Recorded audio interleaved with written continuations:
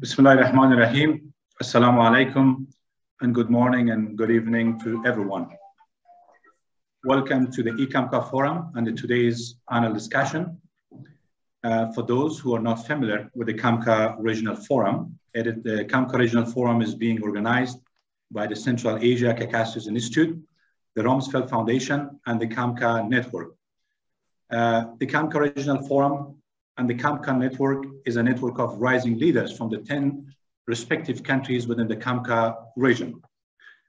And it's a platform for the regional-wide discussions on opportunities and the challenges which is existing within each country in the region. And the discussions is going to be pursued toward finding regional-wide solutions for advancing economic growth, social development across Central Asia, the Caucasus region, including Afghanistan and Mongolia. The forum was established back in 2014, and it was being conducted in person within one of these respective countries in the region. But for the past 2 years, last year and this year, unfortunately, due to the COVID-19 pandemic, it is being organized through the online. So hopefully for the next year, we would be having this forum in person in one of the countries in the region. During today's panel discussion, we'll be discussing on how the new entrepreneurs and the successful enterprises within the region can drive the CAMCA region economies in the future.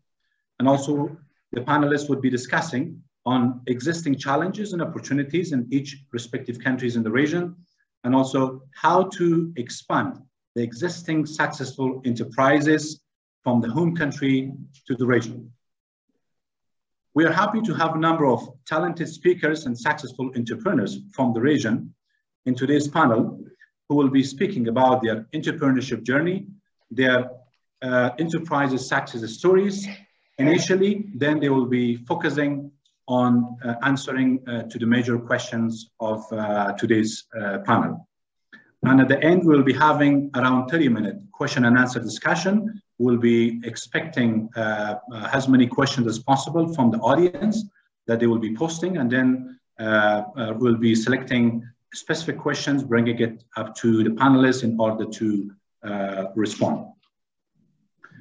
I would like to start this panel with introduction of our distinguished panelists.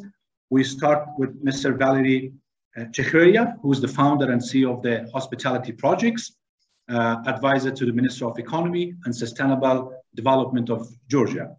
Mr. Valery has got 22 years of managerial experience at various local and international organizations, including the Parliament of Georgia, Ministry of Finance of Georgia, Ministry of Economy of Georgia, Permanent Mission of Georgia to United Nations, Human Rights Watch, and also the Ajara Group Hospitality.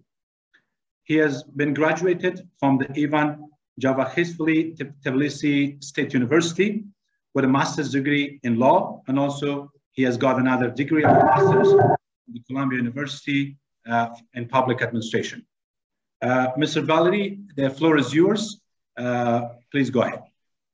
Thank you. Thank you. Thank you for the opportunity. Thank you for the CAMCA electronic conference and also Rumsfeld Foundation for this opportunity.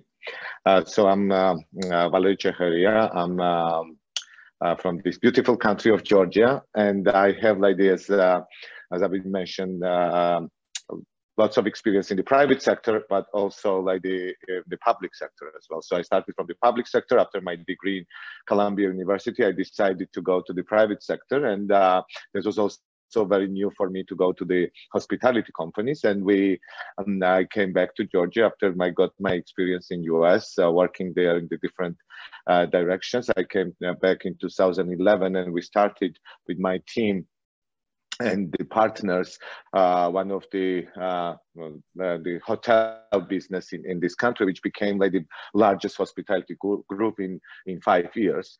So we I had a big passion to do something very local, very Georgian brand, and we made it, and we were proud that we made it like this Ajara Group, which was like the one of the biggest player in the Georgian hospitality market even today. So my experience started with in the hotel business. That I was working in one of the investment banking in US, and my portfolio was hospitality portfolio from the financial side, and that was my, like the first steps in hospitality. And I decided, and I saw that there is a big opportunity to do the local hotels. And because when I was traveling around the world, I was always receiving from the general managers, from the different general managers of the international hotel brands, the letter in my room. They were welcoming me from home to home, and I said, like, you know what? When I'm traveling, I don't want to be at home. I want to be in that city, in that country when I travel. So I need like this something local experience, and I saw that, like the international brand hotels, they're not really representing the local. They're not really giving you local experience. So that was our like the new direction, that we wanted to do something local, something very Georgian hotels. So that was like the big success that we made it. We started with in the Mountain Hotel, the Rooms Hotel brand, which became the most successful brand in the country. Since that, we opened 6 local hotels all around the Georgia, and we put like the Georgia in the world of the map with our brand hotels. And I'm talking in the hotel industry. We saw that the opportunity that hotel is not only accommodation. It gives you the whole journey of like the whole experience of what is this country, that was our, like the help of the promotion of Georgia as well. We promoted Georgian art, we promoted Georgian culture, we promoted Georgian gastronomy through our hotels. In 2006. Georgia is known as the biggest agricultural country. In 2006, when we had like the conflict with Russia put embargo on the Georgian products, and since that we couldn't sell the Georgian products in the Russian market. So lots of farmers from Georgia, they decided to do the other businesses. So when we started the hotel business, we understood that it's impossible to develop the local brand hotel without developing local gastronomy. So we contacted the farmers, and we asked them that, like if you're going to produce some different, if you're going to cultivate some different products, we will be the biggest buyers from your side. And that was like the biggest hope for the Georgian culture, for the Georgian agricultural direction. And that was like the biggest hope for the Georgian farmers to become bankable, because none of the banks were providing the loans for them, and because they had no market to sell their products. So since we gave the contracts, they became bankable. So we were guaranteed buyers of their products, and we contacted like from beginning 5,000 farmers, and all the hotels were we were getting like all these fresh products every day from the Georgian farmers. So that was like the help and development of the agriculture and the hospitality together, which helped a lot to promote like the Georgian gastronomy in the world, and the Georgian wine, which was very known, as well as an scientifically proved now. And the Bordeaux Museum announced this 4 years ago officially that the first drop of the wines were found in the Georgian territory. So the wine, sorry to my French friends, but this was like known, and they confirmed that the wine in the world comes from the Georgian side. So that was like also one of the biggest promotion for the Georgian gastronomy. So we were creating this is what I was talking, that we were not promoting only hospitality, we were promoting the whole country's economy and whole country's agriculture as well. So that was like the biggest CSR project from our side, and it worked. So also like we were opening hotels in our region, so that was helping to develop our regions a lot. So for example, we were giving this opportunity to the local people, local people, wherever we were doing the hotels, in the mountains, in the capital, or the seaside. We were giving the opportunity to our local people to participate in the hotel industry and to be part of the hotel business. And we were hiring them, training, providing like all this, like the international hotel experience opportunities. Plus, we were helping them to open like the local restaurants and local places. For example, I want to bring this example because it worked very well and it helped a lot to develop the local economy. For example, the first hotel we were open, it was like the Mountain Hotel in Kazbegi. And if anybody knows Georgia, they definitely know the Khingali dish, which is like the main dish in Georgia, which is a Georgian dumpling, meat dumpling. So, and these meat dumplings originally comes from the Kazbegi mountains. So everybody who was coming to our hotel, they were asking, ordering Khingali for the lunch and the dinner. So we saw that that's going to be good opportunity because this is like what the locals know the best. So we stopped selling Khingali in our hotels and we gave this opportunity to the locals to open this small restaurants and small hotels, small cafes in the region. So it helped a lot. In 2 years, we saw already 32 new restaurants, which the locals were open. So it was kind of environment that we were not only developing, as I mentioned, hotel industry. We were not only developing hotels in our country, but we were developing economy. Also, like one of the examples that I want to bring, because we are not like the rich country and we don't have that much, like the resources. Our economy is based on now in tourism and the agriculture, the biggest part. So, and we helped a lot the regional youth to develop, because we did the hostel in Georgia, in Tbilisi, which the name was Fabrica. Everybody, the young generation who were coming from the regions, who were coming from the different cities to Tbilisi, they were staying either with the relatives or they were going the same day back to their house. So we saw this opportunity to and we create this amazing hostel, which was affordable for every traveler. It was started from the sharing rooms for $6 and up, and we made this place, and this they were mixing with the international travelers, and they were meeting the international travelers, all these young generations who were coming and staying in our hotel. They were promoting their cities, their villages, their regions, and they were taking all these international guests. They were meeting in the Fabrica hotel, and they were showing the Georgia. So that was another biggest success of our group. Also, like we became so big in 10 years. We built like this. We opened 7 hotels, and that was like the most popular hotels in the market. We invested also in education, because that was also another big challenge in the market, in hospitality market in Georgia. And we opened under the company that I was working before for 10 years. We opened Ajara Group academy, and everybody had an opportunity to study there, and that was like the most demanded, the academy for hospitality. Actually, we started with the culinary school, and it became like one of the most popular culinary school. We were getting like the people from our region, and we were getting the different chefs from the different hotels.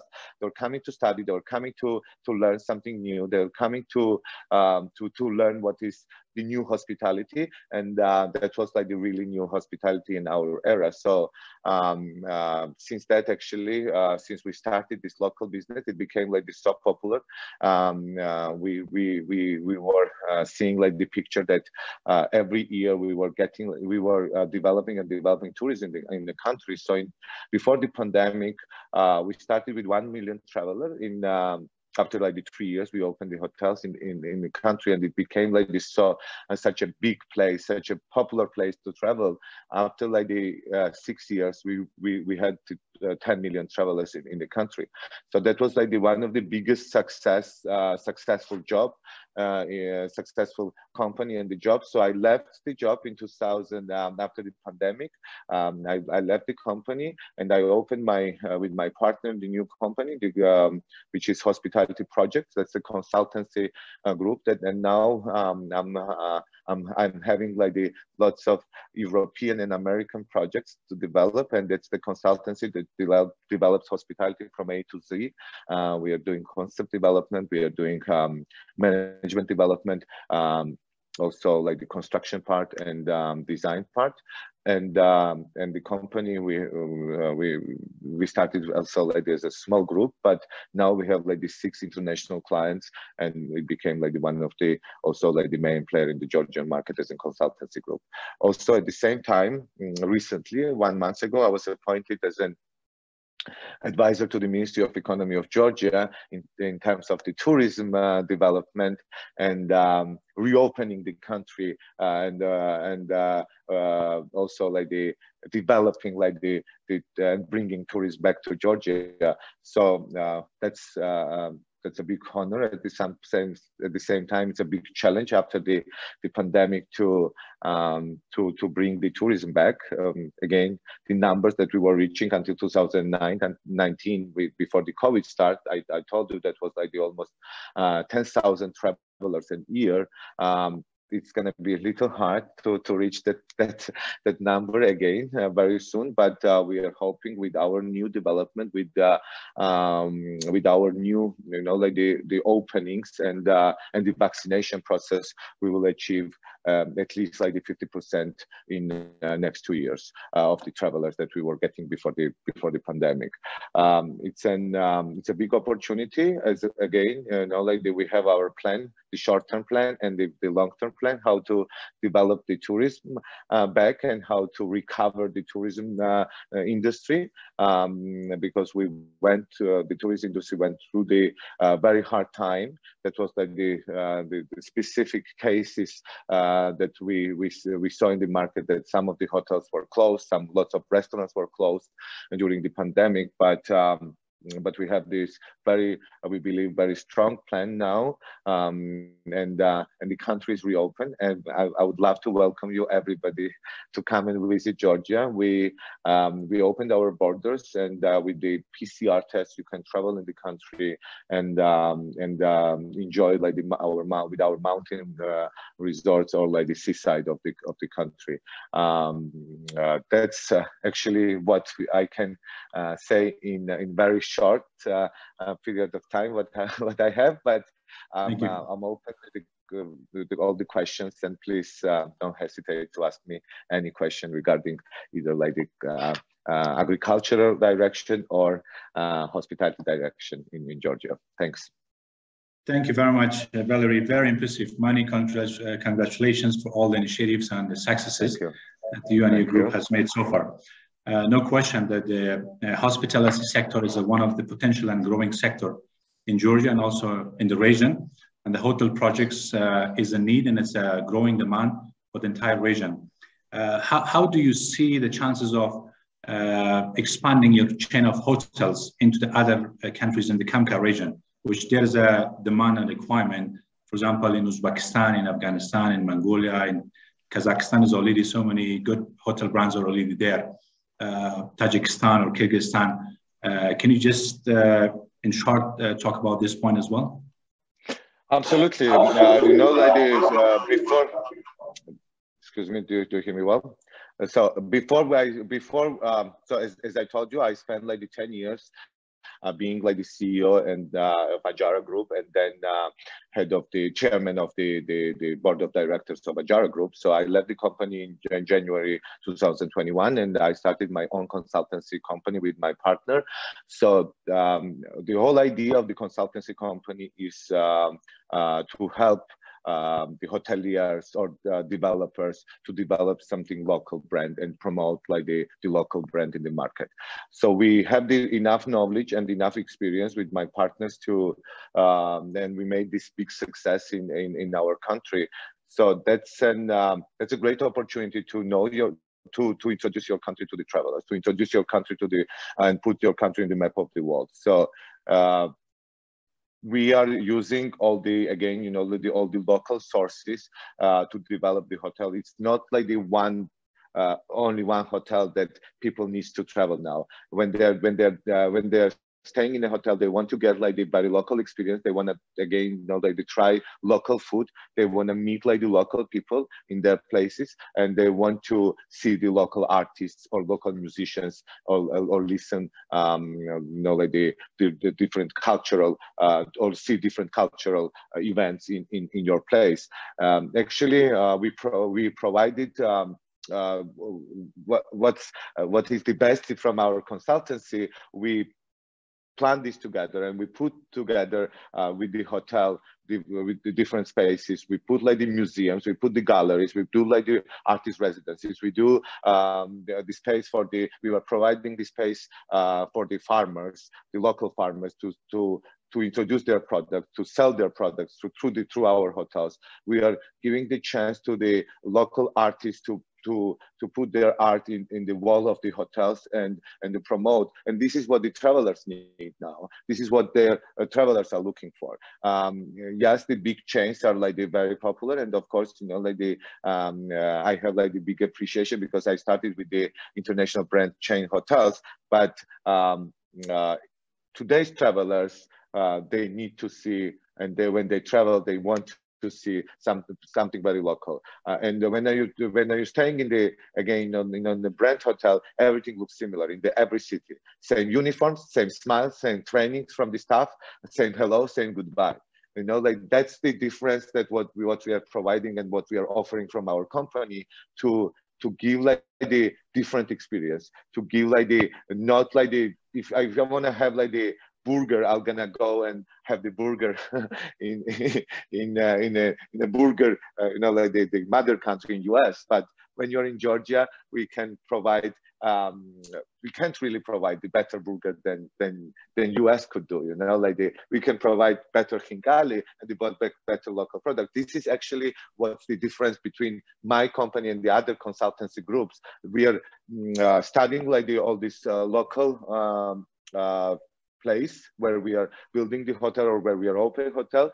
We are putting like as much as we can from the local people and from the local culture. Thank you very much. Thank you very much, Valerie. Thanks a lot. And I would like to introduce the second panelist, Mr. Abdullah Kurbanov, who's the co-founder and CEO of Alif Bank and a CAMCA network member from Tajikistan. Mr. Abdullah, who's the co-founder and chairman of the board of Alif Capital. It's a microcredit organization based in Tajikistan. Previously, he used to be serving as the deputy chairman of the board of Orient Bank, which is one of the largest commercial banks in Tajikistan. He used to be the vice president of the mining investment at Origo Partners as well. Mr. Abdullah holds a master's degree in finance from London School of Economics and also a BA Bachelor of Arts in Management from Bogazici University in Istanbul, Turkey. The floor is yours, Mr. Abdullah. Please move on talking about your entrepreneurship journey along with the success stories. And then we would like to know from your input in terms of the three major questions which was raised previously. Go ahead, please. Sure. Thank you so much, Mr. Zabiullah, and thank you for this opportunity to CAMCA Network and to the organizers. Matt, shall we put the slides on the screen, please? I have made this presentation, I think, at least one time in one of the CAMCA events. So sorry for repeating myself for those of you who already know this story, but I've been asked to go, very briefly through that, just to give the background for those who are, will be new to Tajikistan, Uzbekistan, where we're operating. So we're trying to build with Alif the most technological Central Asian neobank. Matt, next slide, please. And when we returned from our work and study experiences abroad back to Tajikistan, the three of us co-founders each studied abroad, worked, and came back in early 2011-12. What we saw was that the interest rates in Tajikistan were very high, and the non-performing loans were very high as well in the whole banking sector. And next slide, please. More than that, people had to stay in queues to make simple payments like paying for utility bills, even sending money to each other. Sometimes you had to spend hours. Next slide. in 2014, we decided to do something about it, and we opened Alif. It was initially 2 full-time, 2 part-time people. Myself and Zulsho, we were full-time. Zulsho Ramatlov, by the way, is also a Rumsfeld Fellow. And we together were in this room. We did pretty much everything ourselves, from giving out flyers to doing cashier work, legal work. We had a co-founder who was an amazing lawyer, who is still, an amazing lawyer. Thankfully, over the past or the next 7 years, next slide, we grew to more than 700 people. This is already an old slide. More than 700 people today in Alif, more than 600,000 users. Our run rate revenue for April was $20 million, and we're targeting $170 million in 24. Next slide. What do we do? We work in 3 countries, Tajikistan, Uzbekistan. We're planning to operate in Russia as well to help there with the Central Asian migrants. We're building clear leaders in our markets. With Alif Mobi, which is our central application, the #1 app in Tajikistan in finance, we provide an installment-based solution, buy now, pay later, remittances, payments, P2P. And in each market, we're building clear leaders. We've been profitable every year since our founding. We have strategic partnership with Visa, which is unique in the way that in the entire Central Asian region, Alif is the only commercial bank with this sort of partnership. And there is another one in Georgia. TBC also is a strategic partner, as far as I know, and Revolut and a few other names around the world. Another thing I'm very proud of is that we've had 0 churn in our top management since the very founding of Alif. By now, it's more than 30, 40 people. And another thing is that we build our own technology. So, we are our own core banking system, CRM, processing gateway, mobile wallet, and so on. Next slide. We can skip this one to be quicker. So next one, our technology, briefly here, because part of the story, part of the benefit of being a new company is that you are not tied down with the decisions you made 20 years ago about your IT architecture and other things. So everything we do is pretty much modern technology, cloud-based systems, native solutions for Android and iOS and all of that. And another thing is that what we found challenging in Tajikistan when we started working here, especially when we started our own technological solutions, what was difficult was finding IT talent. So we decided to develop that talent ourselves, and we opened free programming courses with Alif Academy, and we started teaching programming. More than 2,000 people graduated our courses so far, and the best get to join Alif. And of course, other companies, many doors get open to these people. Next slide, which I think we can skip for the sake of time. Next slide is, in general, Tajikistan is a very cash-based country. I mean, more than 80% of the money is outside the banking sector. And even the money that goes to the banking sector, 94% of that money leaves through the ATMs right away, as you can see on the chart on the left. $2 billion last year, plastic bank, plastic cards, 94% left as cash. But that, in general, the market is growing very fast. The digital market, the, payments market, as you can see on the right, 100% growth in the last year. Next slide. We are quite socially oriented. We have, if I'm not mistaken, the last time I saw the number was 70% of people who work in Alif are students. We try to teach, hire for character and then train for skill, pretty much. In terms of a highly meritocratic process, we get over 1,000 job applications per month. We get we hire 5-10 people, and lots of different initiatives in Alif that I can talk about later if there are questions. Next slide. And pretty much coming to the end in terms of the most recent developments, we recently finalized a successful due diligence with a top tier international investor, as well as a international private equity company for a $10 million Series A round. We got awarded by the World Islamic FinTech Awards as the #1 Sharia compliant payments solution. And we were recently voted as the most trusted bank in Tajikistan by an independent survey. And a number of other things happened in the past months, which we're quite excited about.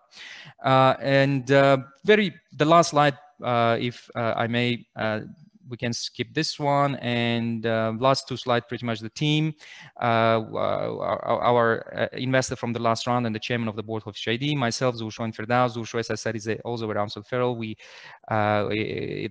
This is the founding team. My privilege to be working with them. And the next slide, I'm very privileged to be working with all these young people who each has an amazing story. I would love to tell if there was interest. Some of the very bright and most talented people in this part of the world.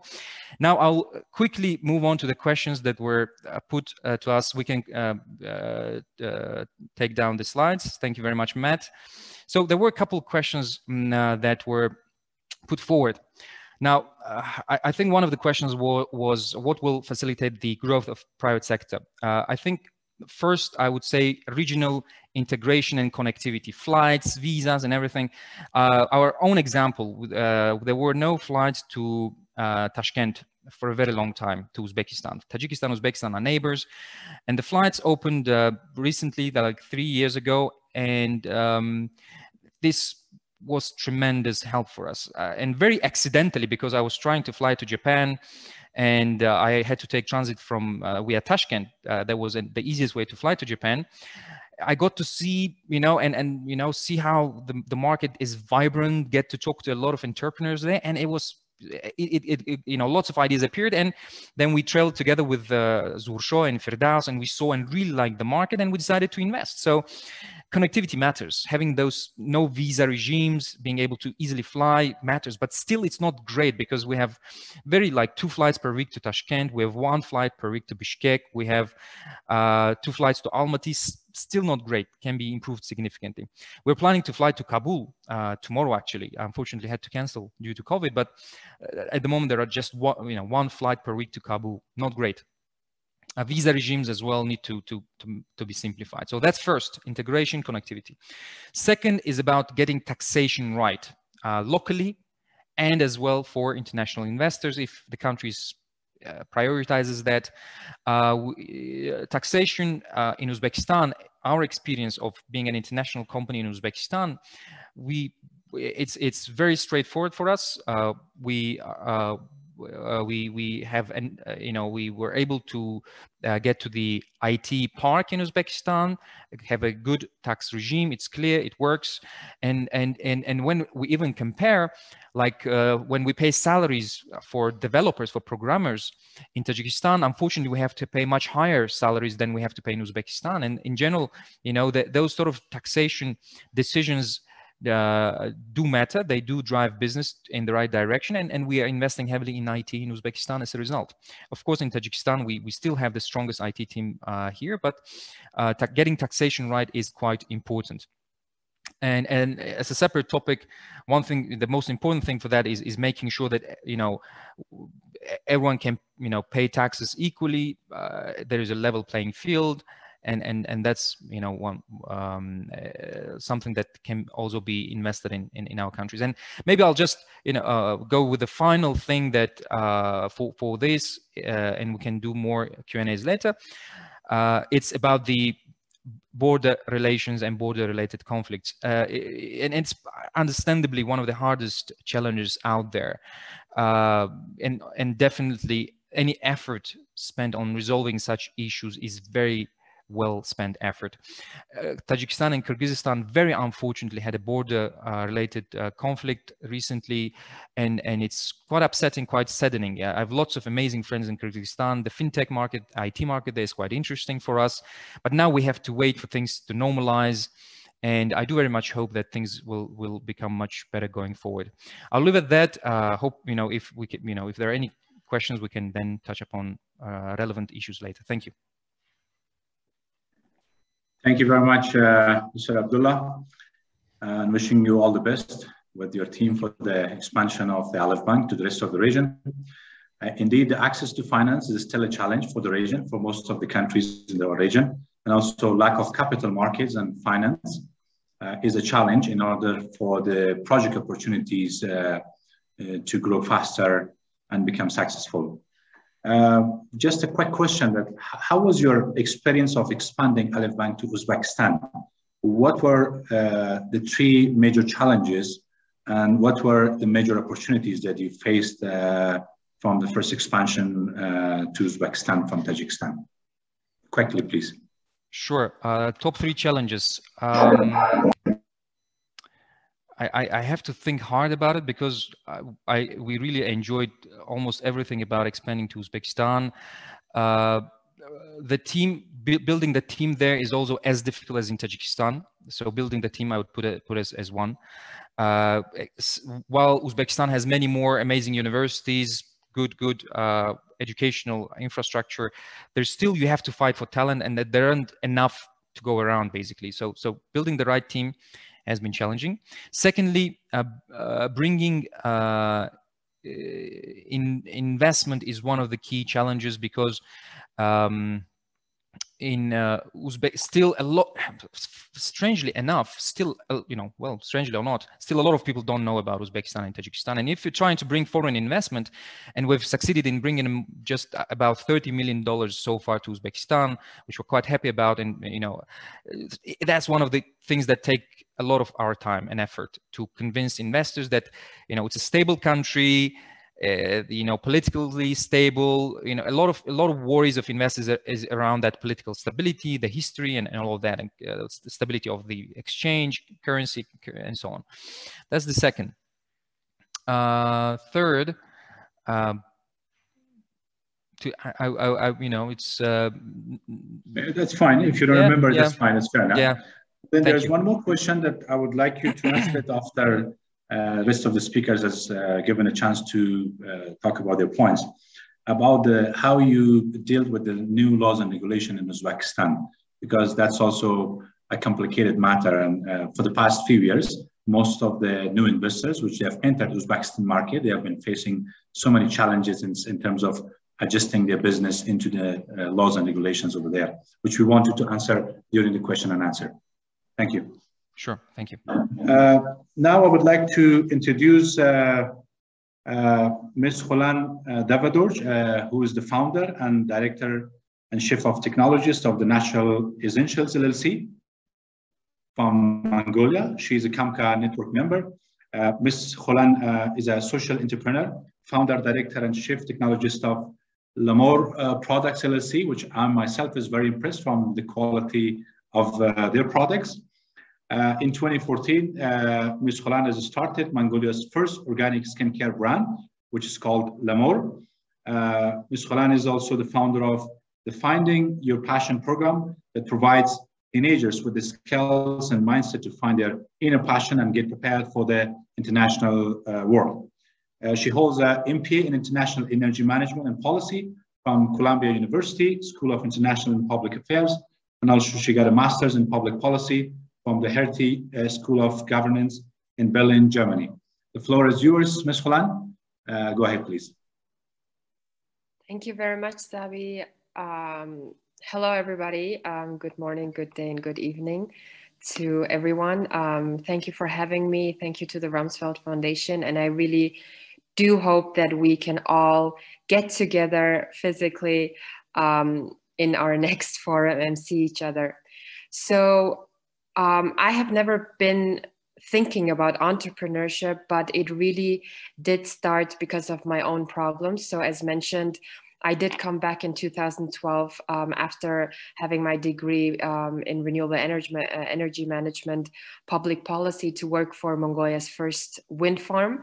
And after coming back to Mongolia, I did have allergy for the first time in my life. And I was having various kind of skin problems, which obviously, you know, when you're having meetings and you have to wear like collars when it's 30 degrees outside, it's pretty tough.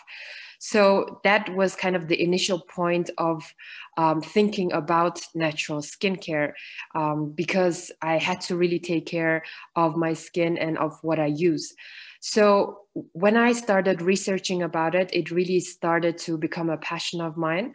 And after that, I literally changed my diploma. I started having diploma in organic skincare formulation from a UK school, which is basically the world's only school based on organic skincare formulation.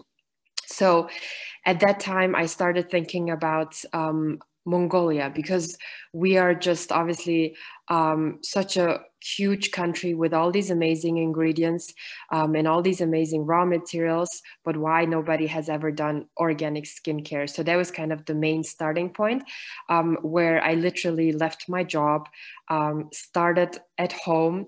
I was at home for 1 year and I was just doing random products in my kitchen, started giving it out on Instagram and social media, and people really liked it. And it also changed people's lives because it did affect their skin in a very good way. Because a lot of people with allergies, with eczema, with psoriasis, for example, can use our products. So that was the initial starting point of becoming an entrepreneur. And I did just prepare a short presentation. If anybody has that one, Matt, please. So that was the initial starting point of my entrepreneurship journey.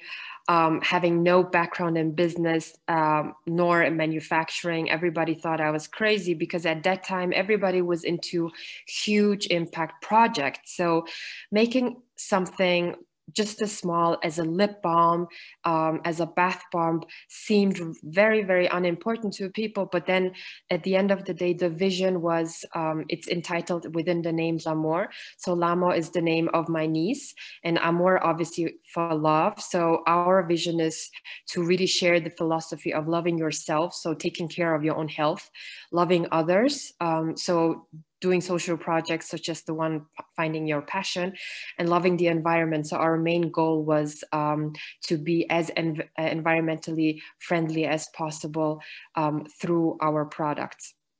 So next slide, we really take part, so we really pride ourselves in our ingredients because we use, for example, special Mongolian ingredients such as nettle, thyme, sea buckthorn, rosehip, or things that we as nomads have been using traditionally, such as sheep's tail fat oil that is full of collagen and that obviously in the modern days internationally nobody knows. So what we're trying to do is using those traditional ingredients and traditional basically things and just combining it into a modern way that everybody in this world can use. So next slide, please. Our mission is really, as mentioned, to create this new way of manufacturing. So it's not just manufacturing itself, it's a new way of sustainable manufacturing, because obviously the manufacturing sector has been one of the most polluting sectors. And for example, the cosmetic sector creates so much pollution. So that is why we really want to take this entrepreneurial spirit, combine it with manufacturing, combine it with tradition, and really create something that is unique, that is modern, and that's also sustainable. So a lot of our innovation comes from the zero waste processes. So every raw material becomes an end product. So we are very proud of that. And we are also collaborating, for example, with the Recycling Association, and every waste that is, created from within our work, let's say from the office, etc., is being used as an ingredient for other manufacturing. So if you take a look at the next slide, we did start, so as I mentioned, I was 1 year at home. The second year we had 8 people. The third year we already had 20 people. And within 2 years, we started exporting to countries such as Hong Kong, Taiwan, Thailand, US, Australia, Kuwait, and Japan. So I think for us, one of the greatest achievements was indeed Japan, because obviously Japan is one of the highest standard countries for skincare products.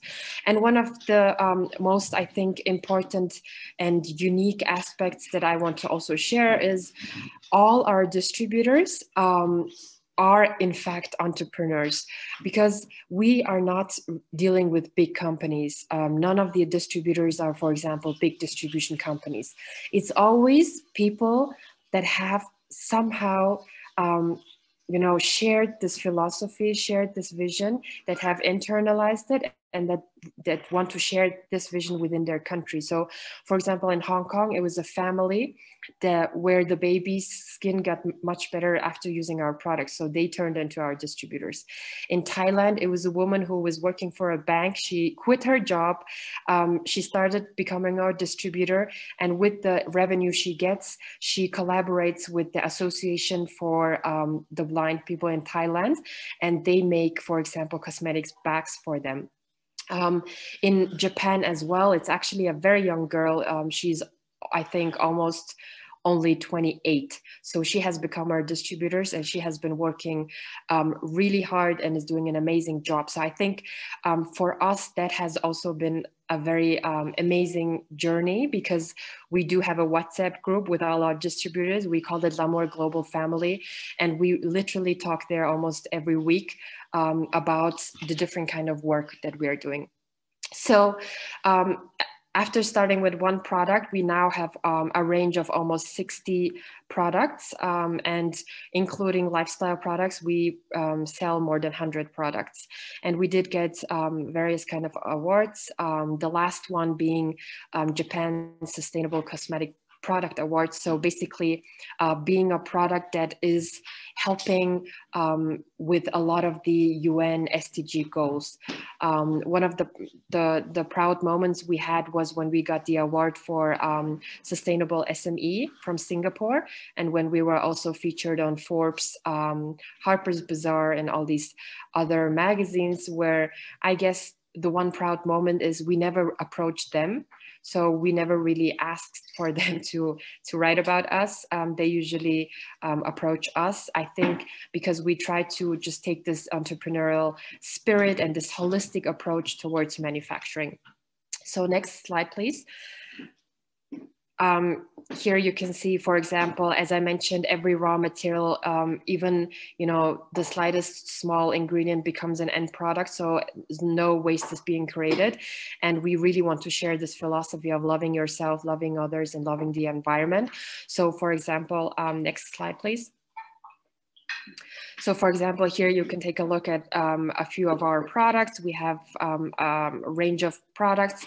And one of the things I think what Valerie was also saying was, because, you know, of what we do, we also don't just want to, you know, export or go global alone. So what we try to do is, besides our products that we produce, we also partner together with Mongolian products that make amazing, unique products with amazing, unique ingredients, such as camel wool. So we do have, for example, camel wool blankets, which are made from other companies and under our name. So when we export this camel wool blanket, it means that another manufacturer actually has additional revenue. For example, the salt lamp, you can see it's a yurt, it's our patent, and it's a salt lamp. It's made of Mongolian rock salt. So, for example, this one is super beneficial, and we also partner with key like artisans that make these lamps for us. So that's why not just, you know, having our own success, but also really trying to partner with as many Mongolian raw material manufacturers, suppliers as possible, with as many other manufacturers as possible, to really go global together. So next slide, please. As I mentioned, sustainability is really important to us. So for example, in Mongolia, we started Mongolia's first zero waste corner a few years ago, where we, for example, sell our face oils, our body oils within these glass bottles. So actually customers can come with their own bottles, and then we just kind of fill it into their bottles. So they get it, you know, for a bit less money, because they use the same product over and over again, but then the customer doesn't create packaging waste, and then we don't create packaging waste. So like this, together we can create the sustainable purchasing approach. So for example, we sell our soaps, etc., without any packaging at all, which is kind of the same vision. And we, for example, these baskets are all made from recycled paper. So the baskets where we put our gift, you know, like products, they're all made from recycled paper. So we really try to show, you know, being sustainable is not just one thing. You can actually do it through many different approaches within your process, within everything you do. And then we, for example, use recycled paper within the name card, within our brochure, etc. So we really want to show people that the new type of manufacturing can also be very sustainable. So next slide, please. Thank you very much. This is it so far. We are currently really hoping to expand. Obviously, COVID has been taking a toll on all our distributors, for especially, for example, India.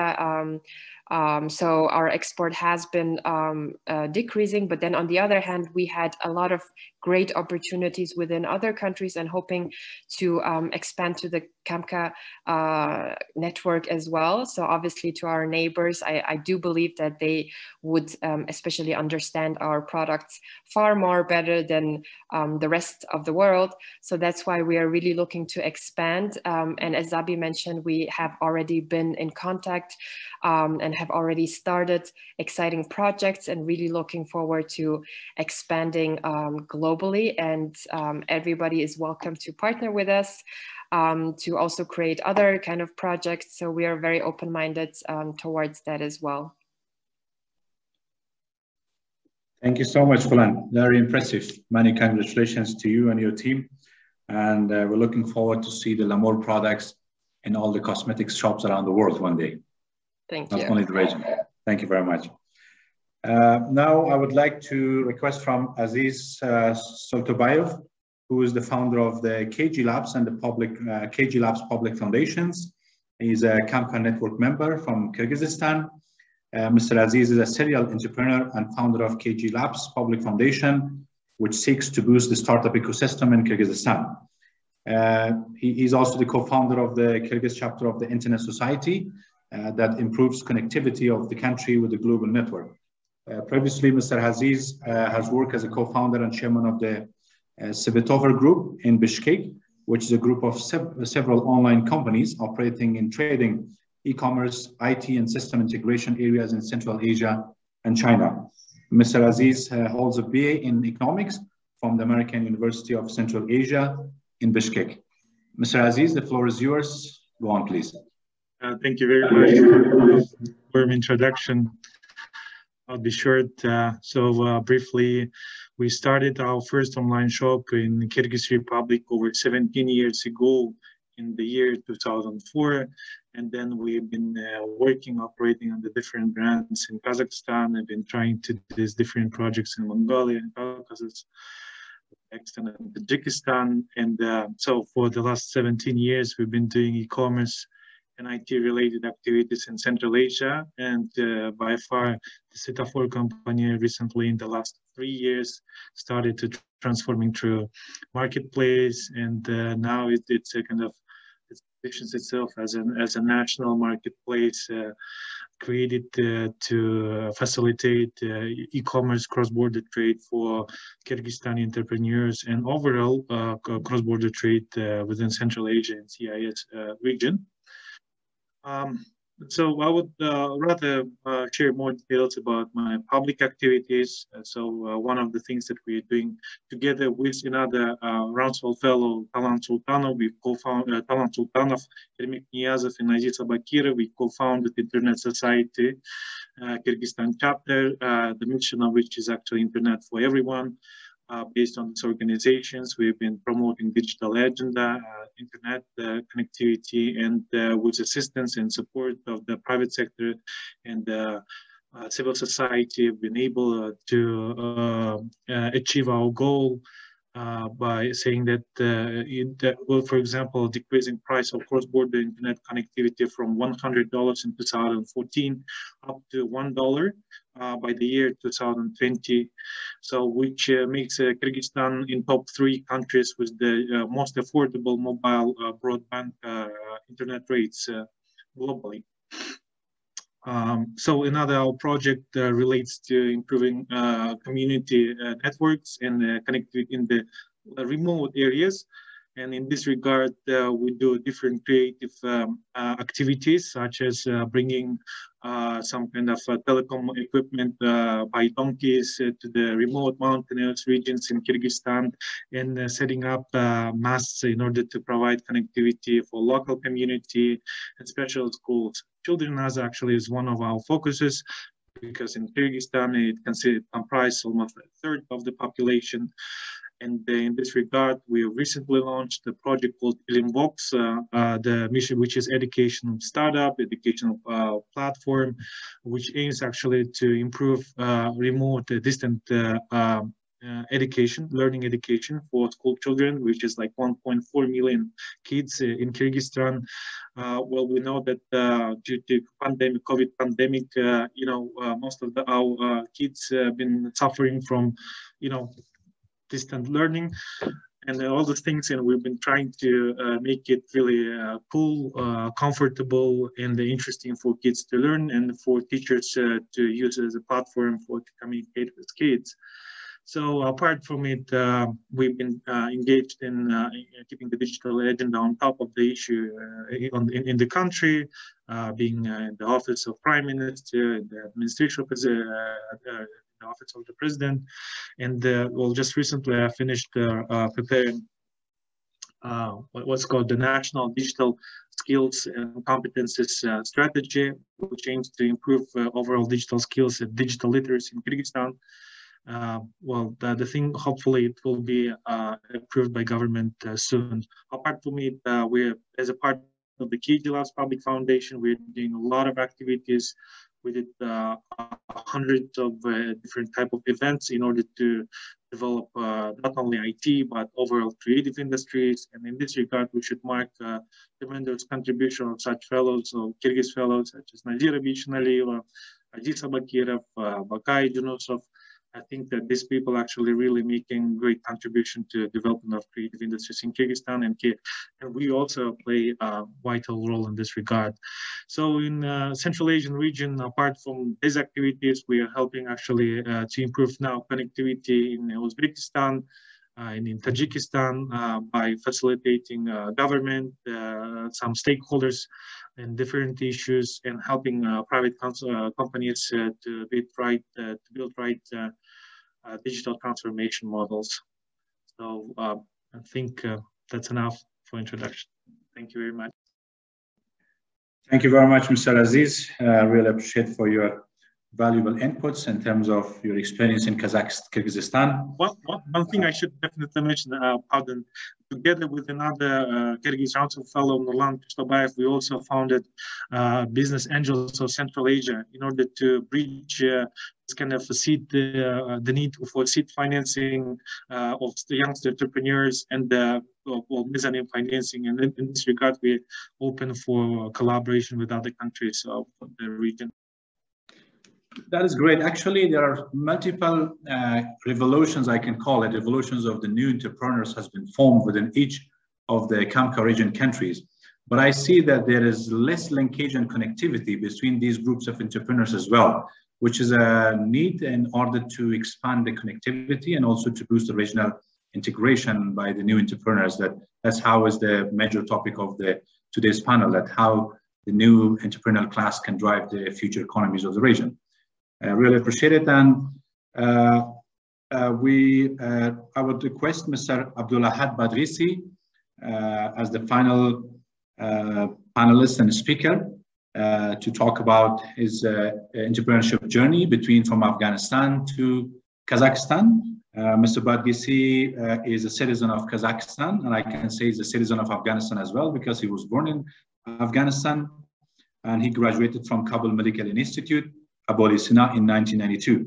He served as a doctor in many different places, and currently Mr. Abdulahad is the general manager at Samarkand Silk Carpets, which is very famous wording, the Silk Road in the region and from the ancient time.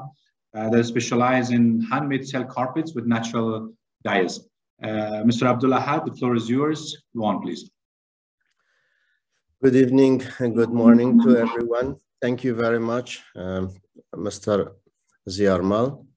Like Mr. Ziarmal told, I was born in Afghanistan and then finished university in Kabul as a medical doctor. I worked with the Doctors Without Borders in many countries. So when I was in Kazakhstan, I like Kazakhstan a lot. So I stayed after that in there and opened my own work, not as a medical doctor, but as my family work, which was reviving of the natural vegetable dyes.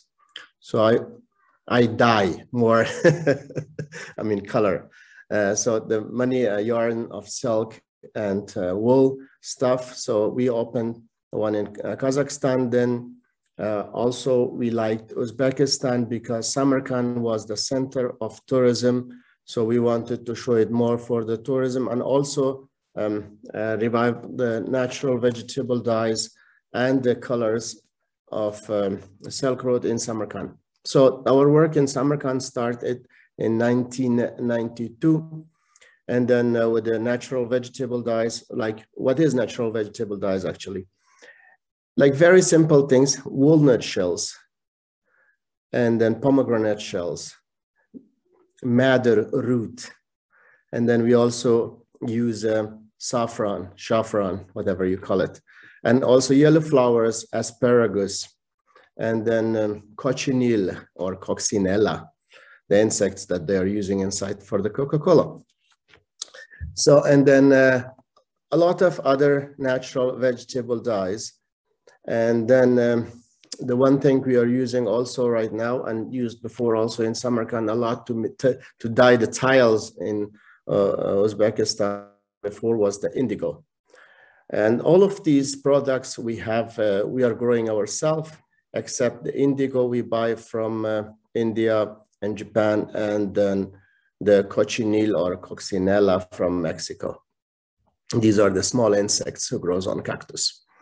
And then when we started as an aim of the revival of a lost art in Samarkand, so we had very few interest, but later, like in a few months, we had a lot of people wanted to learn. So we opened an education center in our workshop.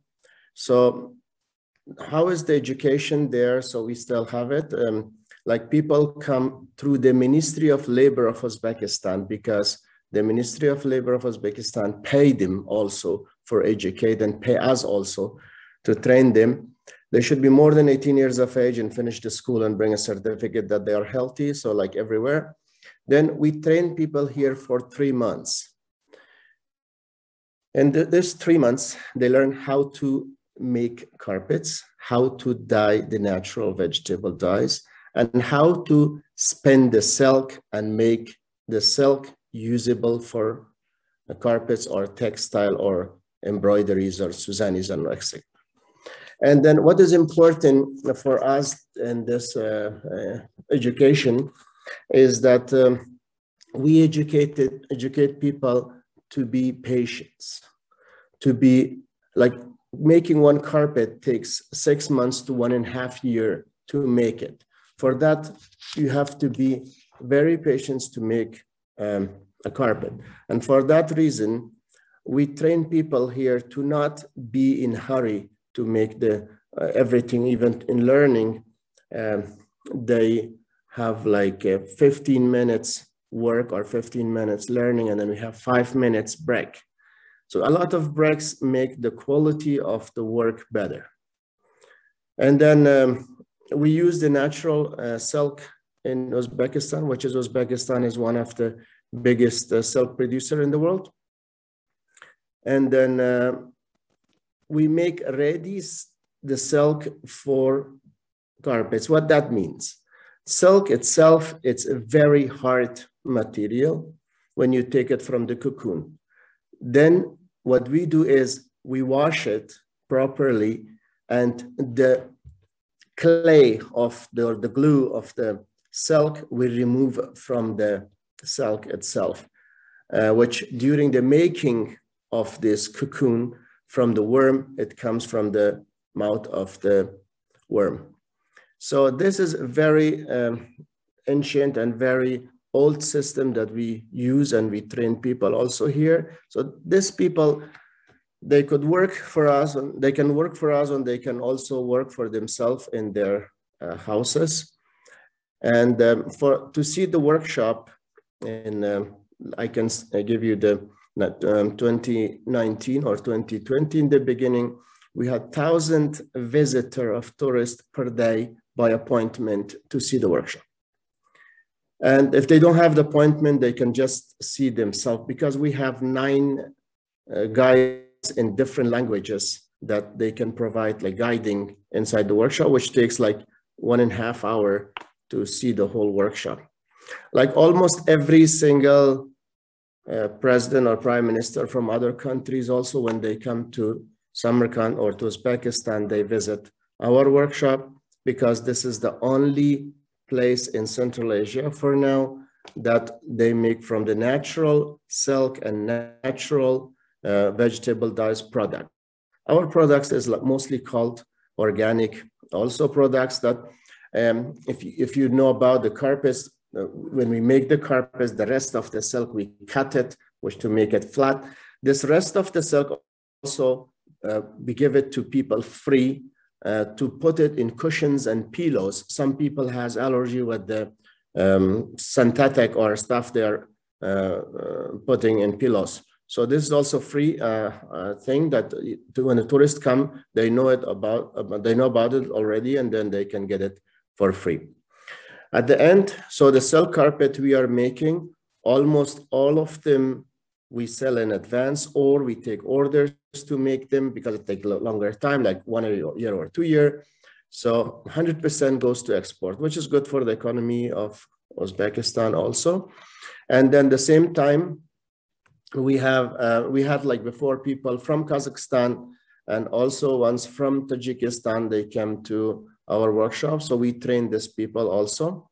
But these people cannot get the money from the government of Uzbekistan to train, so we train them for free. The product we are making, they are the traditional designs of Central Asia and Afghanistan. So the Central Asian designs and Caucasus. So the very famous designs, they are designs of Uzbekistan itself, Turkmenistan, Afghanistan, Kyrgyzstan, Kazakhstan, Azerbaijan, Georgia, and in Armenia. So the main point in this is a revival of a lost art of all these countries from Central Asia and Caucasus that people forgot in the Soviet Union time. So I can talk for more, but this is all for now. If you have any question, please ask me. Thank you so much, Mr. Abdulahad. We're almost running 7 minutes out of the main panel discussion. So now we have the opportunity to go on for the question and answers. There's one major question which I would like to ask from all the panelists: that what will facilitate the private sector growth in the region, and what are the major impediments that you can see and you can believe that has to be resolved by working together, the governments of the respective countries in the region and the private sector themselves?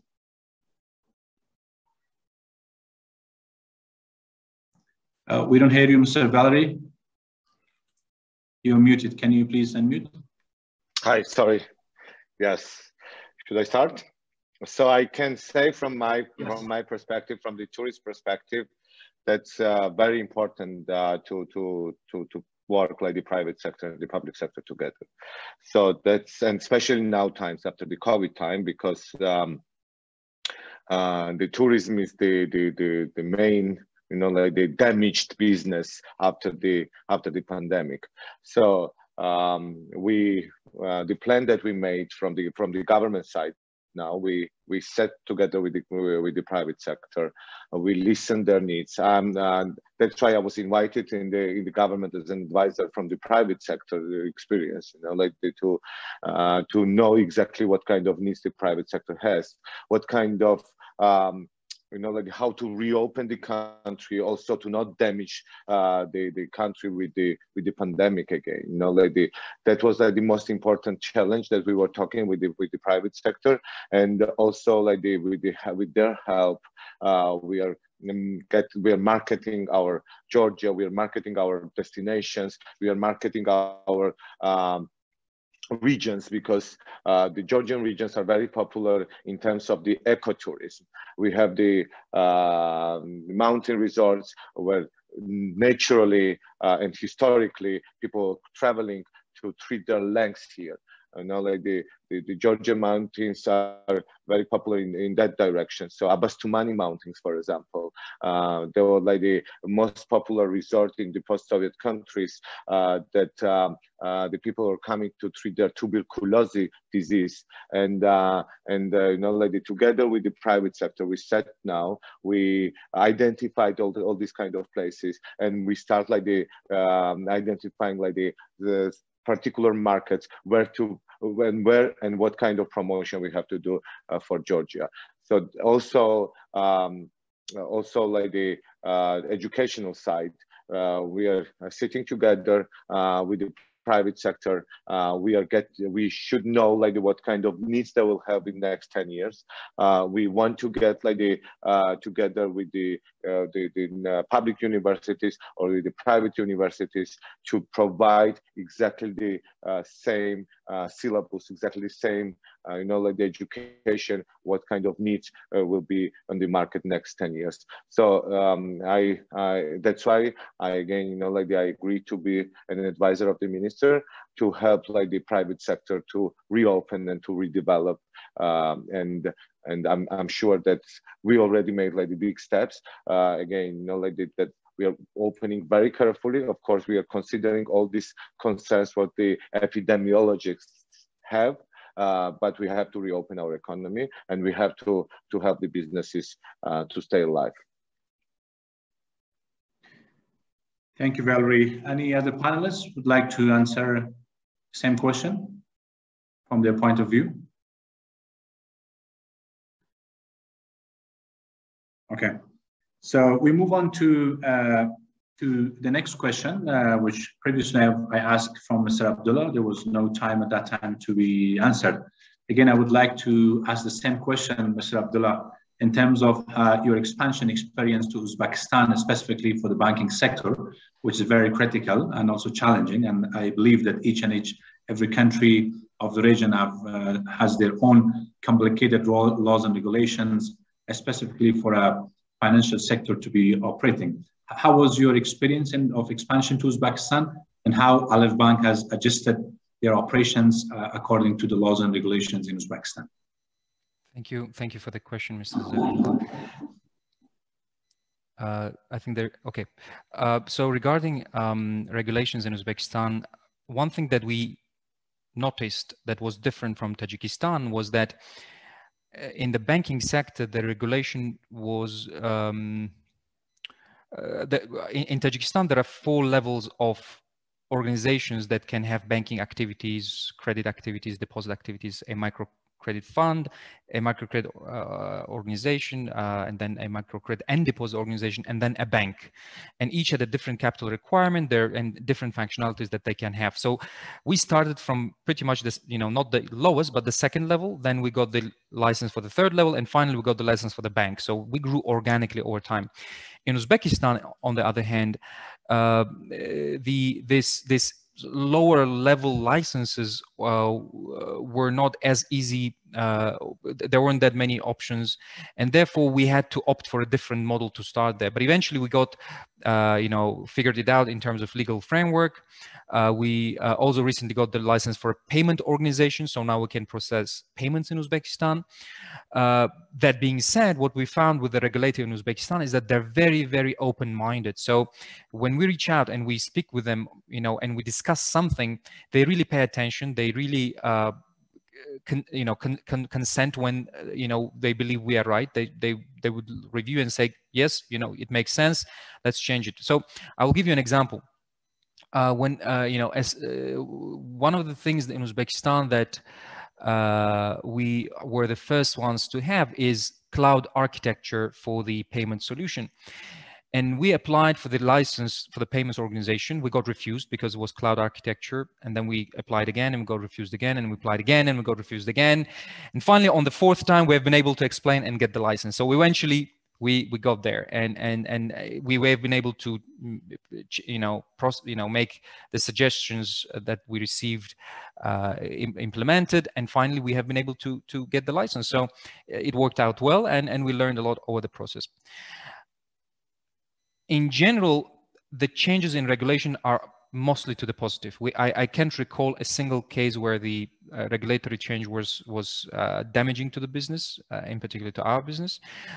For example, one of the most recent things that happened in Uzbekistan, previously we had to get licenses for foreign workers. So our team from Tajikistan, couple people there who they would need to get local licenses. Now it's been taken out, and that makes our things much easier. So now if you want to work in Uzbekistan, it's even easier, right?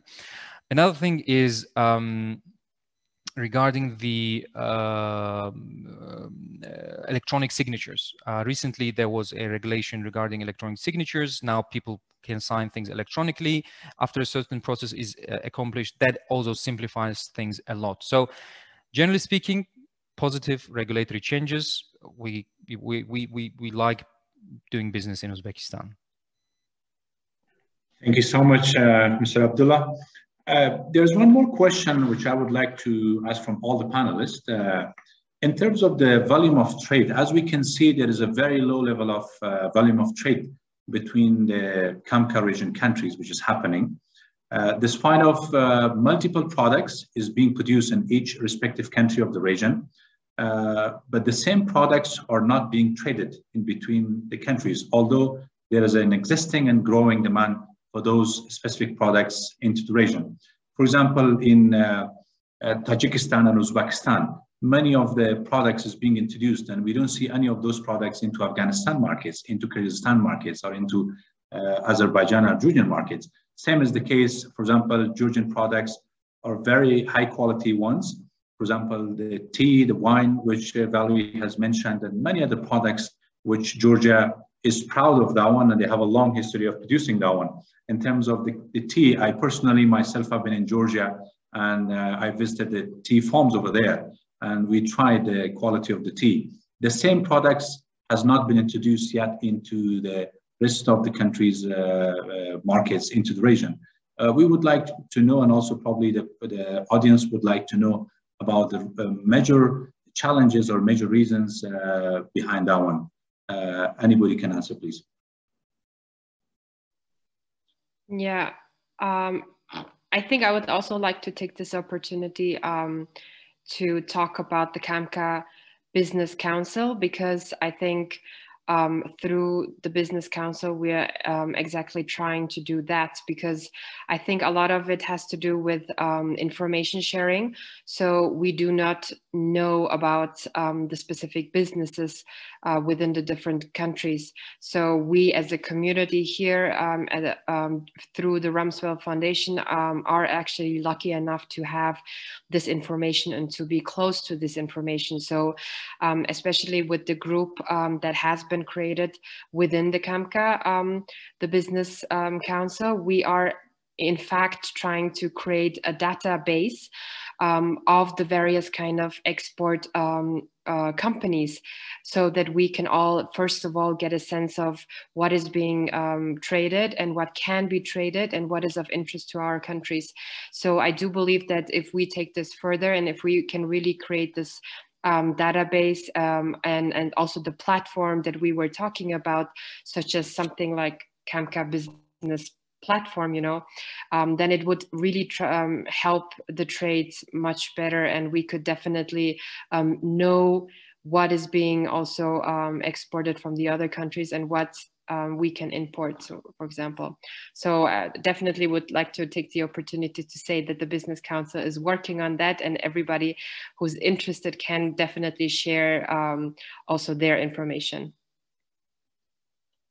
Thank you, Khalan. Probably there would be Also, another opportunity for formation of the trade associations within different countries, that they have to be working together with the other trade associations in other respective countries in the region to boost this as well. Although, as you mentioned, the CAMCA network is also supporting that expansion of the trade.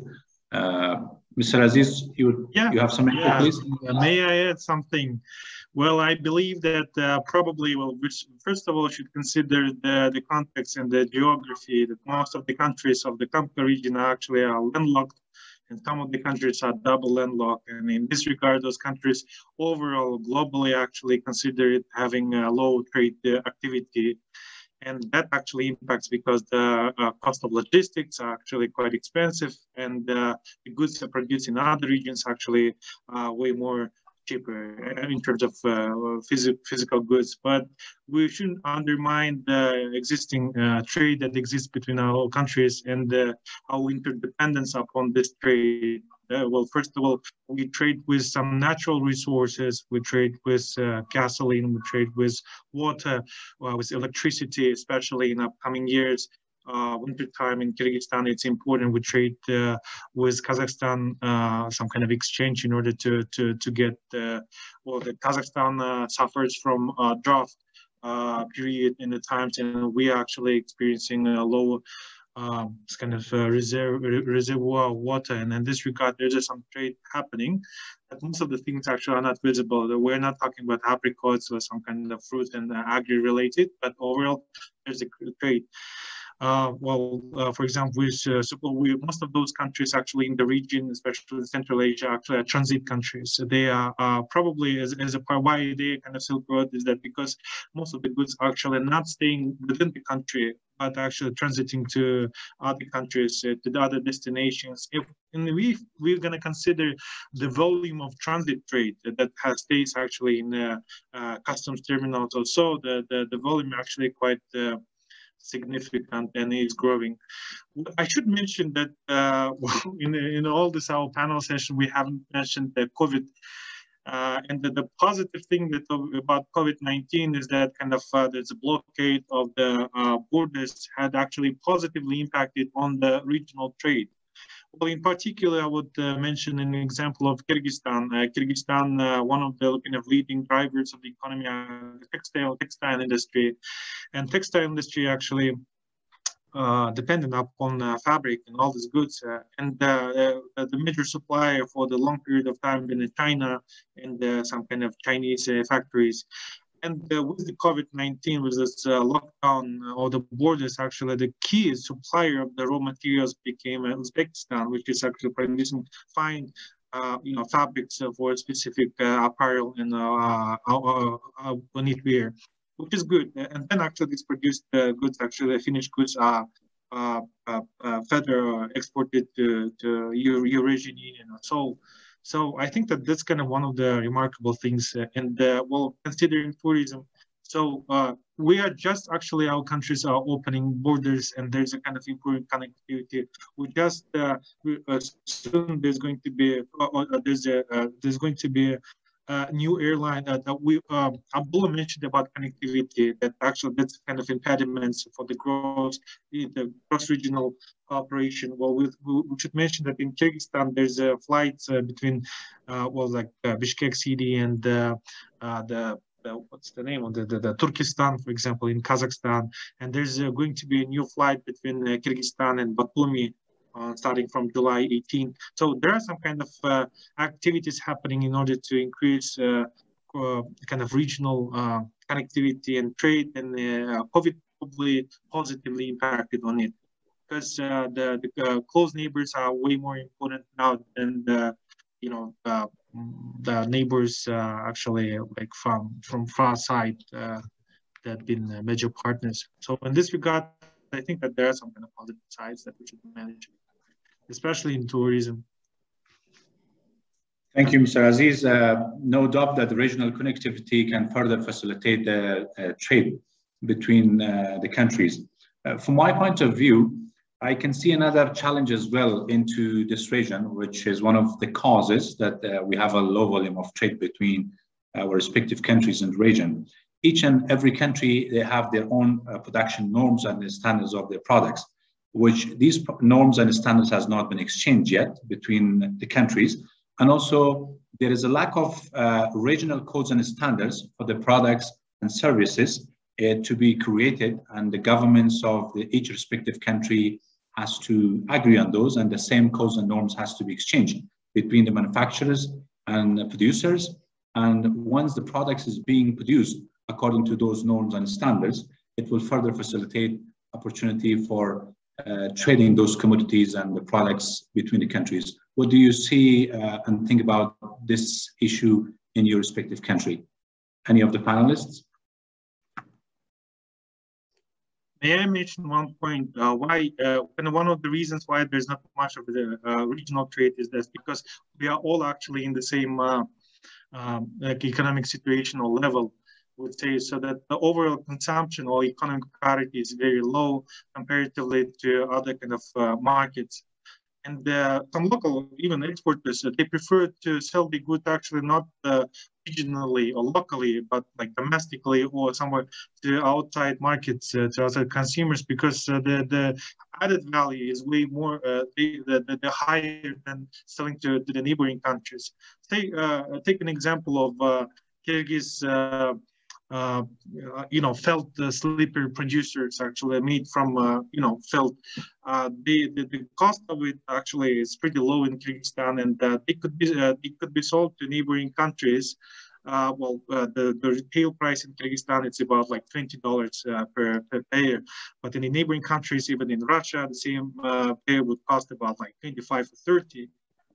But like local producers, artisans prefer to sell it to Western markets, to United States, to Europe, because the retail price there actually is about like $80 or like $100. And again, kind of the credit value is kind of higher than in the regional market. So I believe that it's a matter of the consumption kind of capacity of the region. So even though kind of of these countries have like strong side on specific kind of industries like alloy in Tajikistan and in Kazakhstan, agriculture-related products. But overall, like local region like Uzbekistan, Kyrgyzstan, Tajikistan would not consume that much of those goods because there's a low market.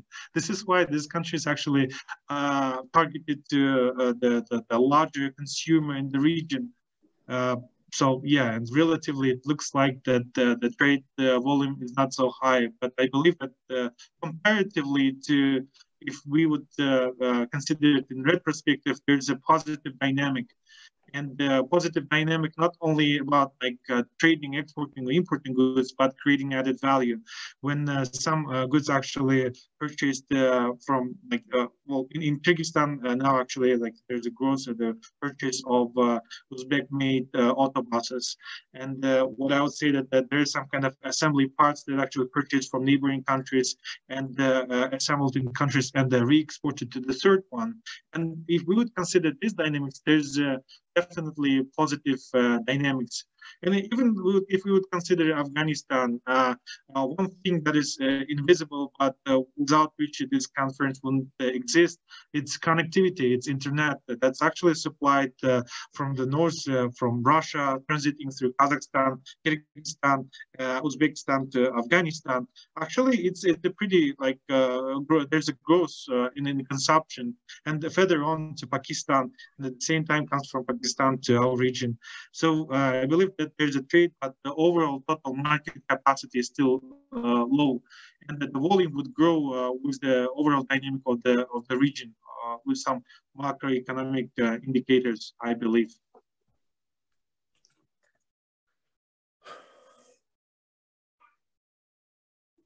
Your voice is off, Mr. Ziarmal. Sorry.